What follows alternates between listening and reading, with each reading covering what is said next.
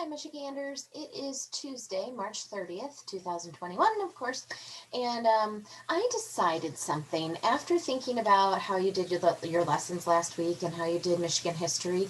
Um, I think some of you are clicking and really liking it, and some of you are just really not. So we're going to put a pause on our learning. And I was kind of getting to the point where I was like, well, if it's not very fun, it's hard to teach stuff that's not fun for me personally. It's not always easy. So we're taking a little pause till after spring break. So what we're going to do today for Tuesday and Wednesday, what you, not we, what you are going to do is actually doing a project. Now, don't be frightened. This project has a lot of flexibility, What your goal will be is to represent some knowledge about American Indians, Native Americans. They're all synonyms of each other.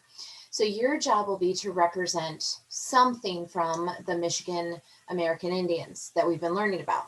Now, to learn a little bit more, and to explain this just a little bit more, I'm going to have you listen to this story. Now, unfortunately, it's at school, so sorry I didn't grab it, but this story is read by a lady that I think does a really good job, but it's called A River Ran Wild.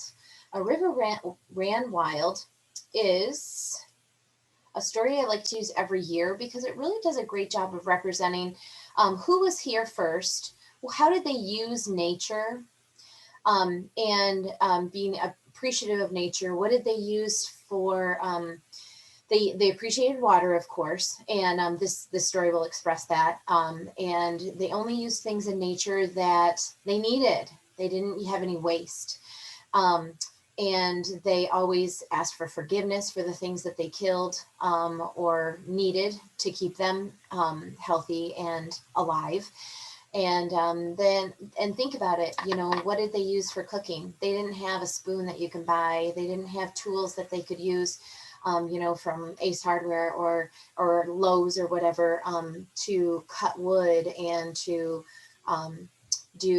make houses like wigwams. They lived in wigwams in Michigan, wigwams and teepees, mostly wigwams because it kept out the weather and kept them warmer. So you'll see pictures of the wigwams here, but they fished to be able to stay alive. They hunted.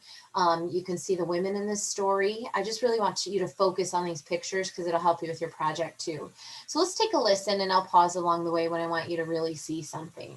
Here we go. A River Ran Wild. And words that give you a little bit of extra information about the story. Turn up your volume Let's if you get need started. it.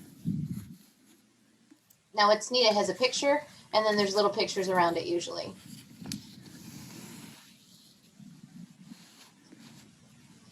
Long ago, a river ran wild through a land of towering forests. Bears, moose, and herds of deer, hawks, and owls all made their homes in the peaceful river valley. Geese paused on their long migration and rested on its banks. Beavers, turtles, and schools of fish swam in its clear waters.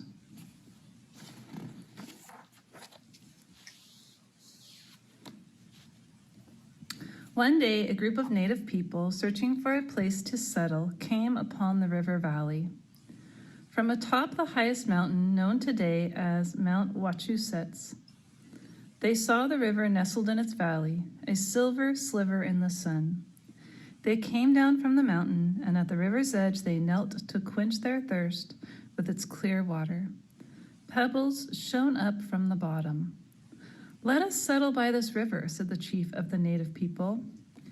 He named the river Noshaway. River with the pebbled bottom is what that meant.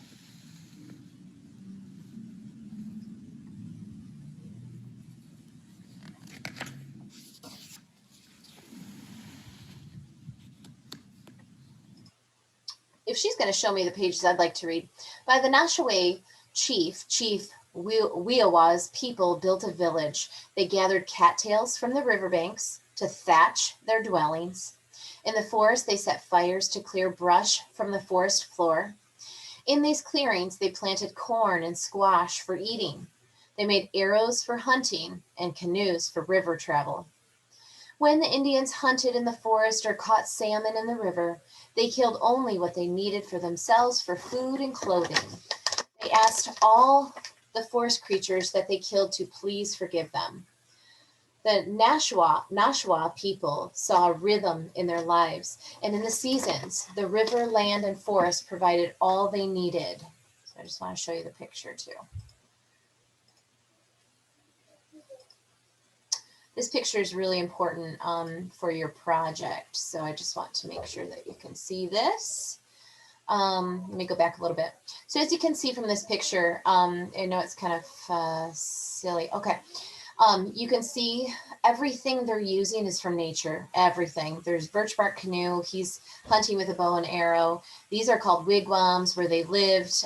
She's crushing up some kind of food with some kind of stick and probably cut up or hollowing out this canoe with probably stones that are flat and shaved. And they made all of these things that they needed, So check out this page. As you can see, they had clothing, and they wove baskets, and they had all their tools. They made beads too out of what they could find, like bones from the animals that they killed. They made beads and buttons out of those. They had a wooden bowl, as you can see here, that was used out of wood, of course, and arrowheads. So all these things came from nature. So I just want to make sure to point those out to you. Okay, next page. The Nashua had lived for generations by the clear, clean, flowing river when one day a pale-skinned trader came with a boat full of treasures. He brought shiny metal knives, colored beads, and cooking kettles, mirrors, tools, and bolts of bright cloth. His wares seemed like magic. The Nashua welcomed him, traded furs, and soon a trading post was built. And this is kind of where we left off the other day, with the Europeans coming in and beginning a trading post. So they had all these shiny, beautiful things made in a blacksmith shop. And so the Native Americans or American Indians were like, oh, we want some of those. And so the trade began. And this is where we're going to stop, actually, because then it gets into further lessons that we don't need to talk about just today. Okay, let me show you what you're going to be doing today. I'm hoping that you're going to enjoy this, but we'll see. If you have questions, let me know, of course. So requirements would be to represent a piece of culture of the American Indian culture by the way that you can show how they lived, how they appreciated nature in some way, they lived off nature, how they lived, what they wore, used for hunting, fishing, cooking. There's endless possibilities. So you get to choose. This is the cool part. You get to choose whatever you want to do to represent the Native American life. So if you want to, I have lots of choices. So just hang back for a second. Number one is to make a wigwam and research. Whoops, that should be a little bit smaller. Research why this was the house they used. So we can figure the kind of weather we get here in Michigan and why we might need a wigwam. And there's a hole at the top. Think about why they want the hole at the top. They have fires, right? So if you click on the picture, it'll take you to that project. And there's a couple different options there.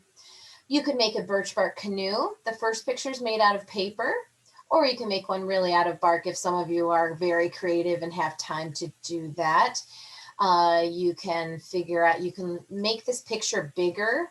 See how you can make it bigger to see the steps on how to make it, but it's not something that many people will be able to access. So you could do it out of paper. If you have paper at home, clicking on this picture gives you instructions on how to do that. Other ideas would be to make a teepee by using material you can find, even Rice Krispie treats. So this is an example of a teepee with Rice Krispie treats. This is an example of pipe cleaners. You can use real sticks. You can use real cloth. Get creative, have fun. The fourth option is to write a story about being an American Indian and what it was like to meet the Europeans or to live in nature. So what it was like to be a Native American child. What do you think? And that would be like a once upon a time. No, that's fantasy. It would be, I am, you could say one of the three tribes, the three fires that we've talked about. So Ottawa, Potawatomi, Ojibwe, excuse me. You could pick one of them. Make an American Indian traditional food. Annie, I was thinking of you. Look up recipes and ask a parent for help. It's good to reread your own writing. You could look up recipes, or you can click on this lady, and there's lots of recipe ideas there. This is Make an Indian, American Indian headdress, which is what am I trying to say? What they're wearing on their head. Or you can try to make clothes out of paper or get creative. I'm thinking Mikey's mom is going to do something fun and creative like that. But if you click on the picture, kiddos, I will have it connecting to the activity. And then the third page is if you just start not liking any of those ideas, click here to this website. Now, I'm a Pinterest lover. There's lots and lots and lots of ideas here. This is a paper bag. This is cool. This is a paper bag, and I did this with my students one year, and you crinkle it up to look old, and then you paint it like the hieroglyphics on some of the walls on the caves that they find even today. And these are some of the symbols, so you could paint some of the symbols on there if you want. Lots and lots and lots of possibilities. Super fun. American Indian crafts here. You could make a necklace. You could make a, what are these called? Dream keepers, I think they're called. You could make a basket with some simple, you can do construction paper. And you can see these little Lego guys. They're pretty cool, making wigwams again, teepees. If you just go down the line, I mean, kiddos, there's so many fun things you can do. So many. Make a totem pole. But what your job will be, so again, I mean, like, I couldn't even list all these because there's too many awesome ones. Make a rain stick. Super fun ideas. Get creative as you want. Have fun with this. Make a drum. Like, make a homemade drum. Are you kidding me? How cool is that? Rubber bands and something else you need. Cool. But get creative, have fun. And so all I'm asking is the requirement for the lesson is that you will be able to tell in a Flipgrid on Thursday. So do Thursday, tell in a Flipgrid on Thursday, this is my project, and this is why I made it, because it represents the American Indians and how they lived, or it represents the Native Americans on how they traveled, which is the birch bark canoes. And they used, the waterway was really important because they used that for trade. So just be able to say why you chose that and maybe why it was important to the Native Americans. So just pick your project and have fun if you're not sure. If you say, oh, I don't have materials for that, get creative. Go look in the recycling or the trash, or like a paper bag, like from Meijer. There's paper bags we got for distribution day last night. So you could use the paper bag you got from distribution last night. So get creative and really think about this and how you could have fun with this. Again, if you have questions, let me know. I'd be happy to help, and just have fun. And can't wait to see them on Thursday. Take care. Have a good day.